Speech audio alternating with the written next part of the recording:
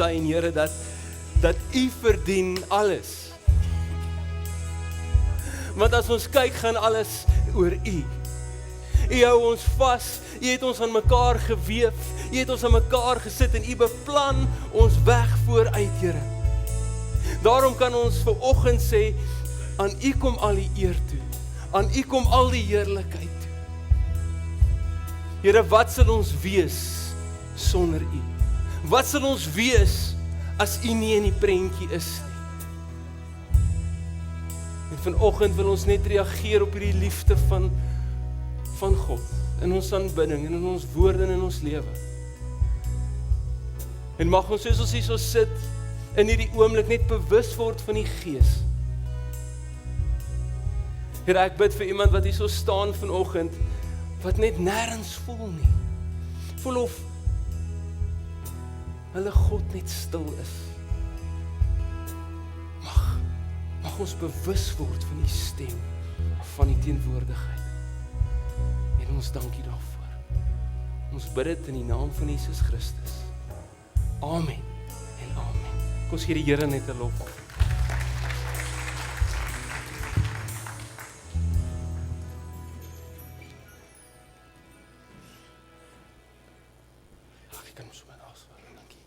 Het is my 'n baie groot voorreg om vanoggend hier so te wees en baie dankie vir die uitnodiging.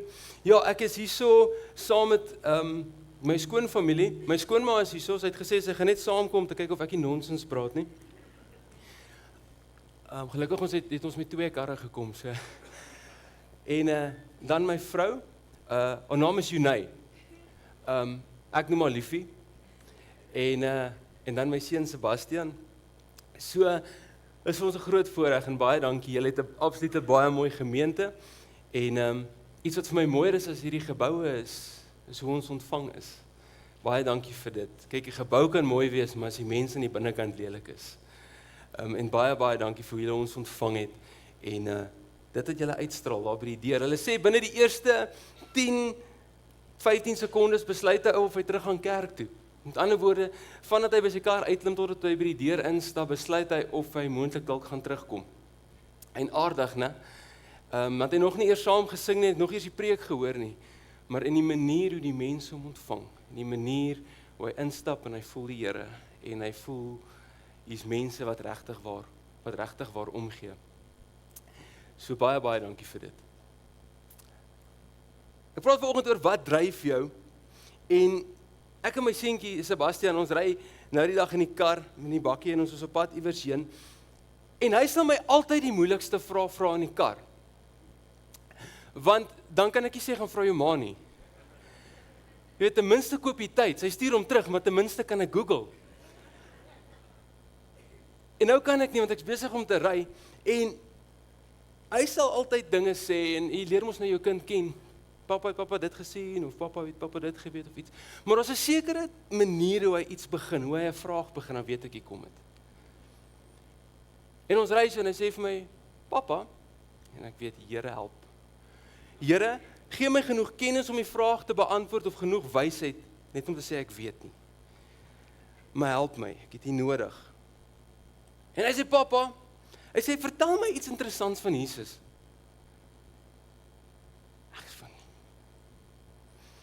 Dit is seker die beste vraag wat iemand my ooit kon vra. Ek lewe vir die feit dat iemand my moet vra, vertel my meer van Jesus, want waar begin jy? Daar's so baie om te sê. Wat wil jy weet? Wil jy weet dat hy aan die kruis gehang het, dat hy doodgegaan het vir jou sondes? Wil jy weet dat hy opgestaan het? Waaroor wil jy praat? Wat wil jy weet? Wat kan ek met jou deel? En die manier hoe hy mense hanteer het, en die manier hoe hy homself hanteer het. Ons kan baie interessante goed sê oor Jesus. Moet ons binne die Bybel bly? Moet ons buite die Bybel gaan? Moet ons gaan kyk na wat ander mense sê oor Jesus? Wil jy weet dat die evangelies op grond van die ooggetuies van die disippels die mees akkuraatste beskrywing is van enige historiese figuur? Daar's baie interessante dinge oor Jesus. Maar in daai oomblik wat hy my vra, papa, vertel my iets interessant van Jesus, en ek wil so begin antwoord, onthou julle noot vir noot. Oom Johan gee die leidraad en hy maak musiekfabriek, speel 3 note, en dan moet jy net liedjies sê. onthou jy dit gevoel, jy ken die liedjie? Jy kan nie op sy naam kom nie.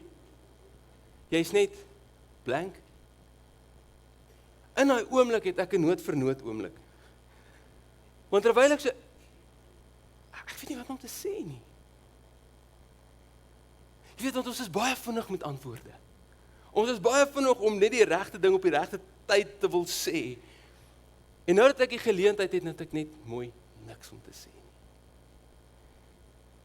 En ewe skielik raak ek bewus van die Here se teenwoordigheid in die bakkie. En dit is asof my kop stil word en my hart begin praat. Ek sê, Sebastian, dit is vir my interessant. Is iets wat ek nie kan verstaan nie. Al het ek hoeveel keer die Bybel gelees, of boeke gelees, of gesing, of daaroor gepraat. Dis iets wat my wakker hou die aand. Dis iets interessants van Jesus, wat ek nie meer, ek weet nie altyd wat om dit te maak nie. En dit, Sebastian, is die feit, dat hy lief is vir my. Ek verstaan nie dit nie. Ek weet nie hoekom nie. Want nog niks wat ek gedoen het, is genoeg dat hy my moet lief hê nie, inteendeel. Nog niks wat ek gesê het, of my bietjie goeie werke, wat ek voel goed is, maak dat ek voel dat ek kwalifiseer dat hy my lief het nie. Ek het 'n Paulus probleem. En Paulus skryf in Romeine 7 vers 15, hy sê, want wat ek doen, weet ek nie, want wat ek wil doen, doen ek ook nie, maar wat ek haat, dit doen ek. Jy al so gevoel? Vandag werk ek aan my geduld. Sterkte. Hoe lank sukkel jy al met die geduld probleem? 20 jaar. So wat gaan jy vandag anders doen? Nee, vandag gaan ek sterk staan. Kom by die werk. En daai ou wat jou so irriteer, is net meer irriterend vandag as wat hy ooit was. Vandag gaan ek minder lelik praat. Ek gaan minder skinder. Ons begin daar. Sterk. Ja, van die stories loop mooi as jy die dag nie wil skinder nie.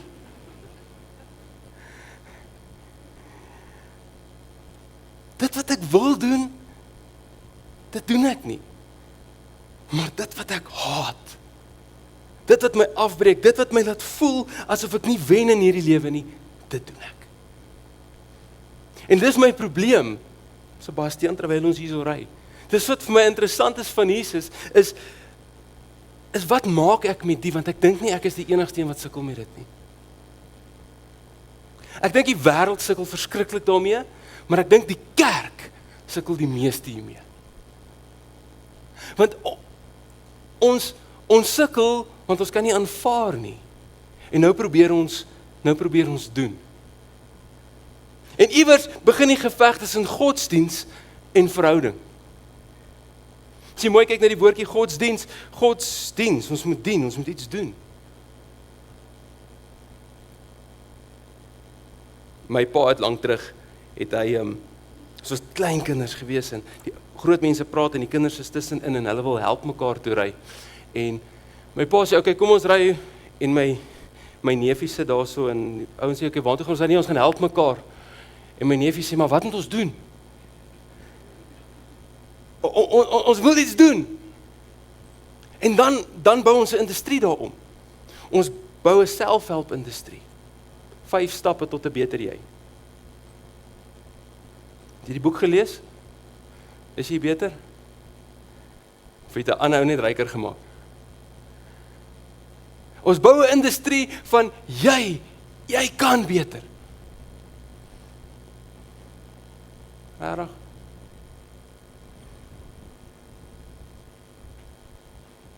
In plaas van verhouding. Weet ek dink sommer so aan doen, en dink ek aan dieet. Ons begin altyd uit die eet op 'n maandag, né? En is gewoonlik die vrouens wat met 'n dieet wil begin, of die mans moet met 'n dieet begin, jou vrou sê vir jou liefie. Het jy al agtergekom hoeveel mense verjaar as jy met 'n dieet begin?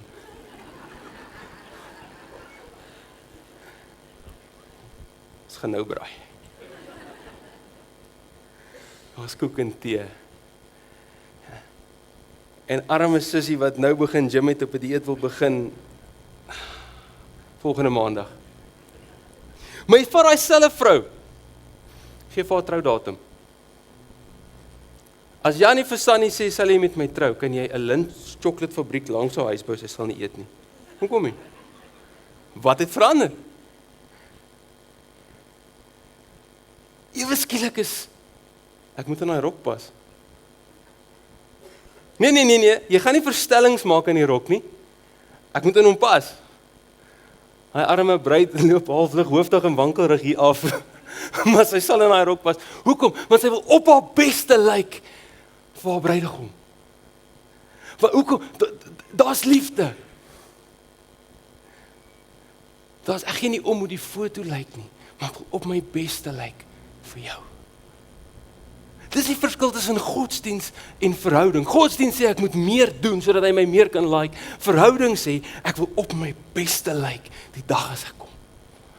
Ek wil 'n lewe lei op grond van verhouding en nie doen nie, want ek is moeg gedoen.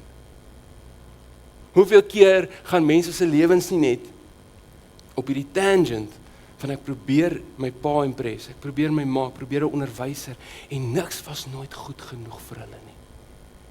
En mense se lewens word verwoes, hulle sit met soveel seer, soveel pyn. Waar God kom en hy sê nee. Daar's iets anderste wat jou dryf in jou Christelike geloof. Die vraag is, wat dryf jou? Godsdiens? Of verhouding? Ek het 'n bietjie gaan kyk wat beteken wat dryf jou. Dryf is nou 'n interessante woord in ons Afrikaanse konteks, maar Engels is dit maar wat beheer jou, wat controls you, en daar's om vas te druk, om saam te druk, om heeltemal te beheer, om in te perk, om vas te hou, om sonder sterk invloed te wees. Dit is daai goed wat ons dryf in die lewe. Daai dinge wat ons maak opstaan, of maak sit. Maar dan kom daar 'n ou, wat met dieselfde goed sukkel, dis nou Paulus, wat sê, weet jy wat ek wil doen, wil ek nie doen nie, en dit wat ek wil doen, dit doen ek nie, en dit wat ek haat, dit doen ek. En hy skryf die volgende vir 'n kerk, die kerk in Korinthe, en hy's besig in 'n gesprek, hy's besig om 'n argument te bou, om vir hulle te sê, weet jy wat, los hierdie ander dinge, fokus net op dit wat saak maak. En hy sê vir hulle in 2 Korintiërs 5 vers 14 en 15, hy sê, die liefde van Christus dryf ons. Omdat ons tot insig gekom het, dat indien een vir almal gesterf het, almal dan gesterf het.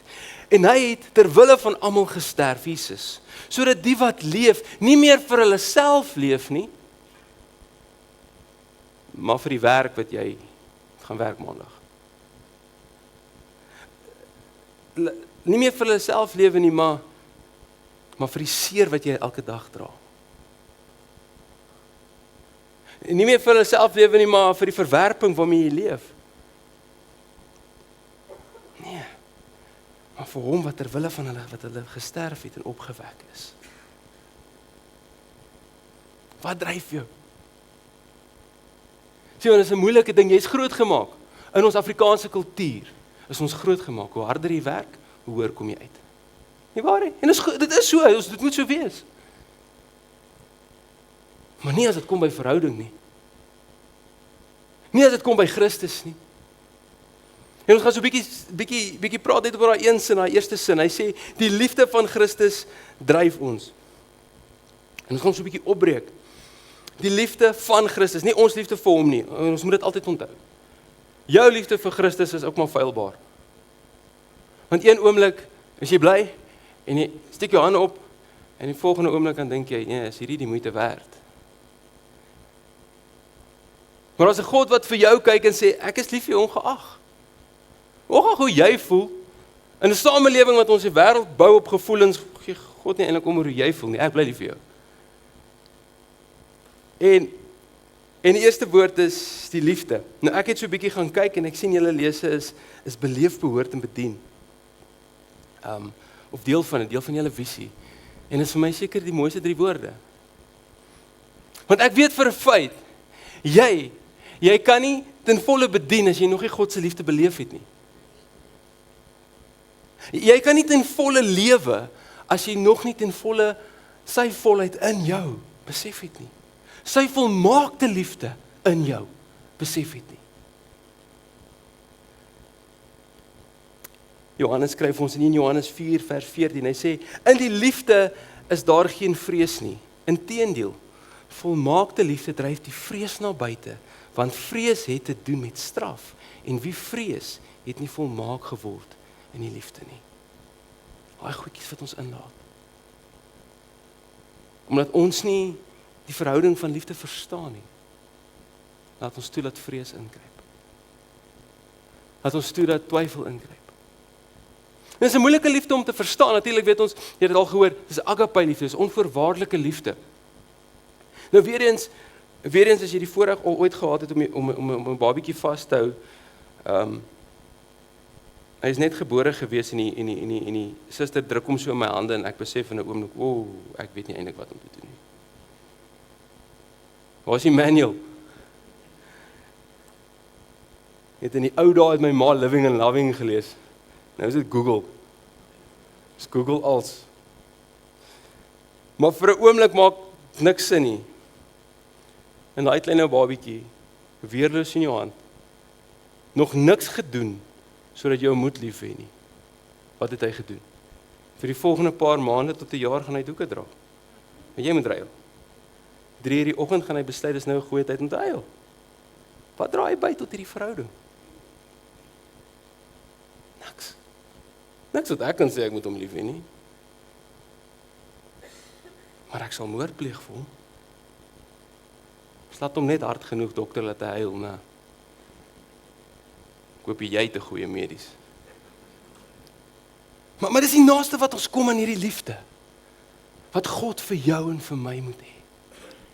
Dat jy nog niks gedoen het om dit te verdien nie, maar hy het jou lief. Is daar nie vrymaking wat daar plaasvind nie?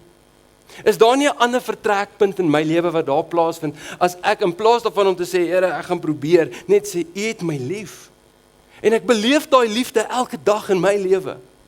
Hoekom? Want ek is bewus van hoe kort ek kom, as dit kom by werke. Ek beleef daai genade elke dag in my lewe. Want weet jy wat? Ek weet sonder hom is ek niks. Volgende een is van Christus, die liefde van Christus. Kom is dit belangrik. Jy moet liefde op die regte plek gaan soek. Soek jy liefde? Soek jy aanvaarding? Wil jy jou identiteit moet herstel? Wil jy weet wat God jou gemaak het? Gaan soek jou liefde. Gaan soek jou verhouding by God. Nou miskien praat ek met die koor, soos wat hulle sê, ons is hier so om God te soek, is ons nie?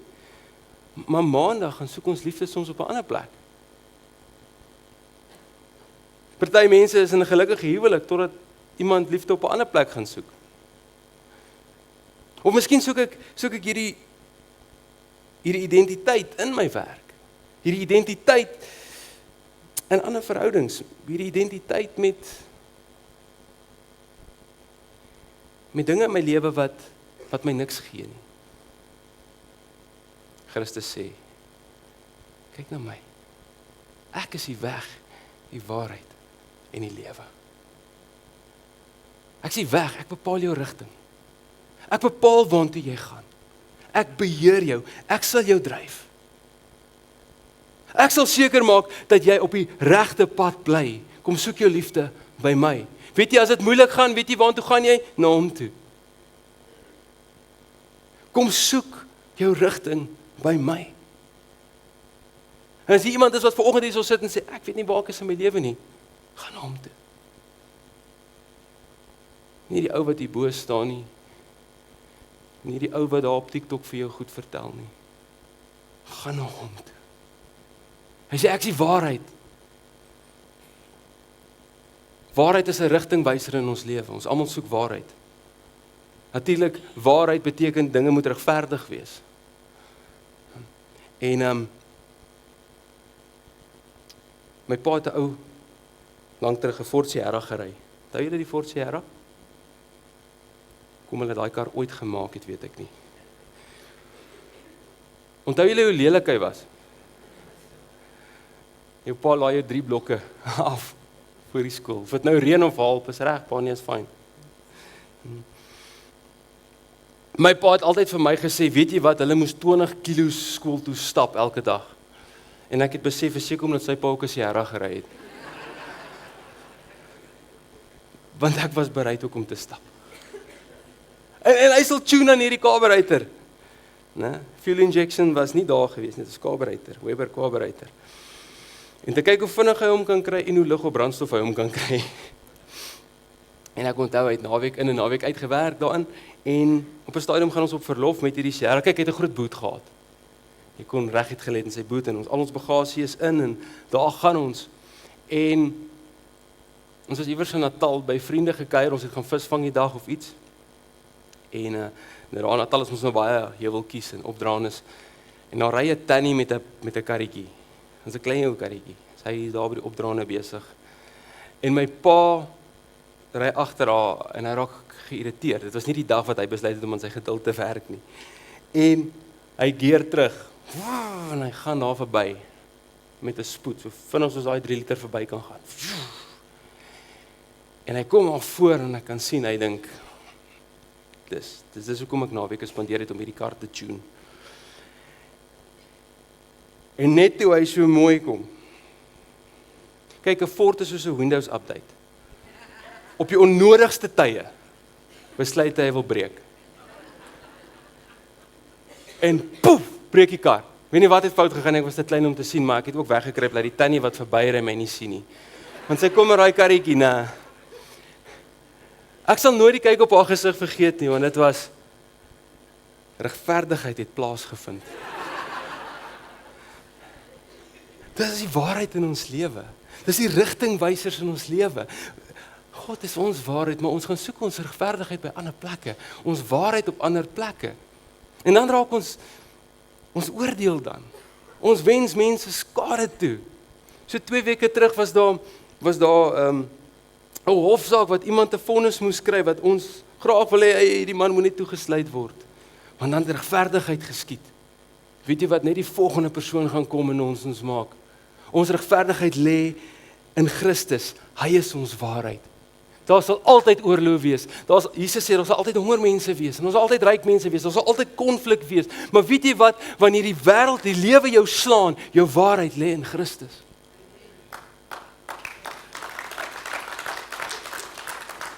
En hy sê, ek is die lewe. Niks wat jy doen nie, maar ek. Dis tyd dat die kerk van die Here weer in oorwinning leef. Nie 'n oorwinning met, kom kyk hoe lyk dit hier binne nie. Maar kom ons gaan wys julle hoe lyk 'n Christus daar buite. Ons kry dit reg om mooi kerke te bou. Dit is baie mooi. Dis goed. Ons is goeie rentmeesters. Maar ons boodskap kan nie wegvat van die feit dat ek en jy geroep is om uit te gaan. En 'n lewe te gaan leef in Christus, sodat die wêreld na ons kan kyk en Christus kan sien. Kyk hulle na ons en sien Christus op dit wat ons reg doen? Nee, partykeer kyk hulle na ons en sien hoe gebroken ons soms ook is, en hoe ons ook foute maak, en hoe ons ook tekortskiet, maar ons staan op die een wat lewe gee. Dis jou getuienis. Mag die wêreld, mag julle nooit na my kyk en sê, ja, ou is so oulik nie. Maar mag julle soos my skoonma na my kyk en sê, ek weet, hy is nie so oulik nie, maar die Here het hom lief.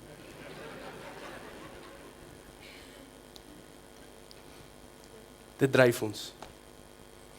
As ons sy liefde beleef, en ons behoort aan hom, ons het 'n nuwe identiteit, ons vind die weg, die waarheid in die lewe in hom, dan kan ons gaan bedien. Dit dryf ons. Hierdie feit, hierdie openbaring van God se liefde in my lewe, dryf my om vir die volgende ou wat dit ook nie maak nie te sê, hey, ons is eintlik in dieselfde boot, maar kom ek wys jou, wie's Christus. Hey, ons sukkel dalk met dieselfde goed, maar kom ek vat jou aan die hand, en ek bring jou na Christus toe. Want dit dryf ons, dit beheer ons. Die wêreld is 'n gebroke plek. Soms die kerk ook. En mag 'n kerk nooit gevul wees met perfekte mense nie. Die Here help my, dan is ek nie welkom daar nie. Ek gaan uitstaan soos 'n seerduim. Maar dit is sy liefde wat ons verander. Dis wanneer hy kom en hy sê, weet jy wat? Ek het jou lief. Wanneer hy bruid afstap en hy gangetjie af en sy pas in die rok en sy sien haar man en hy begin huil. Sy begin huil en die make-up wat hulle nou 3 ure spandeer het om op te sit is ook nou daarmee heen. Maak die swaar kry nie meer saak nie. Maak die diet nie meer saak nie. Maak dit wat op die tafels is nie meer saak nie. Niemand onthou dit in elk geval nie. Kan dinge maar skeefloop verder, maar solank soos wat ek by jou kan wees. Solank soos wat ek in jou arms kan wees. Solank soos wat ek jou liefde kan ervaar. Ek sluit af voor ons die nagmaal bedien met 'n gebed wat Paulus ook skryf. In Efesiërs 3 vers 16 tot 19 en ek wil graag hê jy moet net jou oë sluit vir 'n oomblik. Ek gaan aflees en dis regtig waar 'n gebed wat ek wil bid vir jou. Wat ek wil bid vir jou vanoggend en oor jou. En ek lees hom soos Paulus dit vir ons skryf. Hy sê ek bid dat hy wat Jesus is vir julle na die rykdom van sy heerlikheid dit sal skenk. Om deur sy gees met krag na die innerlike mens versterk te word. Sodat Christus deur die geloof in julle harte mag woon. Terwyl julle in die liefde gewortel en gegrond is. Sodat julle volledig in staat mag wees om saam met al die heiliges tot die besef te kom van die breedte en die lengte en die hoogte en die diepte. Ja, om die liefde van Christus te leer ken wat alle begrip te bowe gaan. Sodat julle gevul mag word met al die volheid van God. Here, dit is ons gebed. Waar ons by hierdie deure ingestap het. En dalk gevoel het, wat moet ek doen vandag sodat U my raak sien? Here, mag ons met hierdie waarheid leef dat U na ons kyk en sê ek het jou lief. Here, mag ons net in hierdie oomblik bewus word van U volheid in ons lewens. En op 'n oorlog maak met godsdiens, maar val in die arms wat verhouding gee.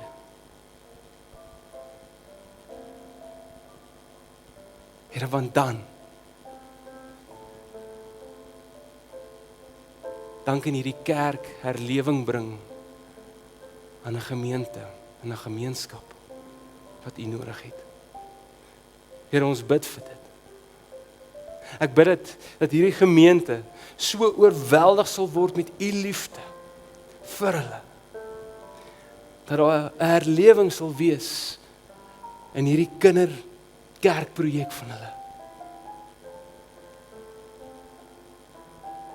Mag ons nie vasgevang word in hierdie klein goedjies nie, maar mag ons weet dat as ons U liefde beleef en ons behoort aan U, dan kan ons gaan bedien. Ek bid vir hierdie gemeente. Mag elke stoel nie warm gesit word deur 'n persoon wat net wil kom vat nie, maar mag die U-vuur in ons harte so brand, dat ons sal opstaan om uit te gaan, om die liefde te gaan deel. En ons dankie daarvoor. Ons bid dit in die naam van Jesus Christus. Amen.